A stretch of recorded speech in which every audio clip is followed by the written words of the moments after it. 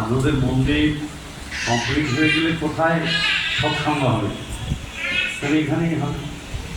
এখনই এই অবস্থা, উদ্বোধনের পরে মানুষ কোথায় বলবে? এই যে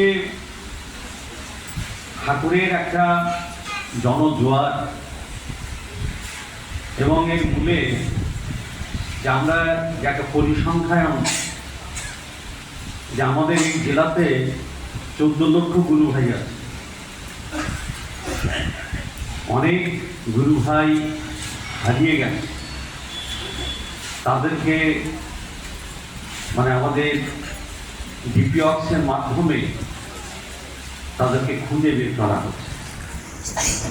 এই ডিপিঅক্সের একটা সুফল আমরা দেখতে পাচ্ছি প্রতিটি মন্দিরে, যে এত মানুষের যে সমাগম।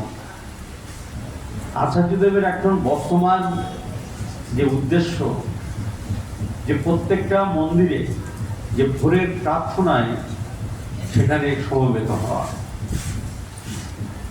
এবং প্রত্যেকটা মন্দিরে কিন্তু ভোরের প্রার্থনায় বিকালের চেয়েও প্রচুর মানুষ সেখানে উপস্থিত থাকে।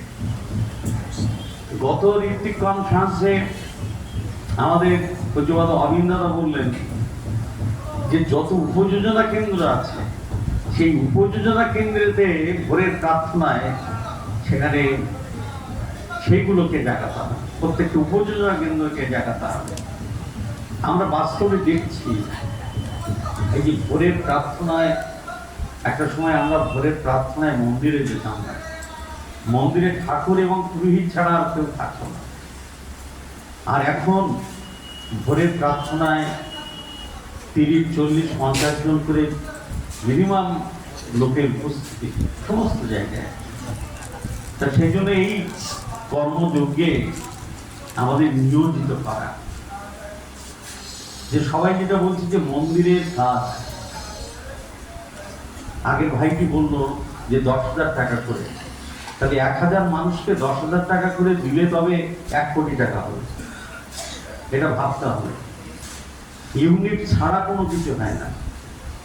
যে একটা ইউনিট, যে আমরা যে বারাসাত যে মন্দির আমরা নির্মাণ করেছিলাম, প্রত্যেকের সহযোগিতা, সেখানে টাকা পয়সার মূল্য দিয়ে হয় না, টাকা পয়সার মূল্য দিয়ে হয়। যখন আমাদের আচার্য ভবনের কমপ্লিট হলো, তখন 2 রুমে 2 এসি দরকার। তা আমার এক ছাত্রের বাড়ি, সে ইঞ্জিনিয়ার, তার বাড়িতে গেছি। তার বাঁকুড়া পুরুলিয়া থেকে একটা প্রজেক্ট হচ্ছে, বাড়িতে গেছে, ও ছিল না। তা বাড়ির বৌমাকে বললাম ও কবে আসবে, তাহলে রোববারে আসবে, তাহলে আমাকে একটু খবর দিও। তখন আমাদের বিভিন্ন জায়গায় সব কালেকশন চলছে, তা সেখানে ওরা খবর দিলাম, রোববারেই গেলাম, গিয়ে ও দেখি আমার সামনে একটা 20,000 টাকার বান্ডিল রেখে দিল।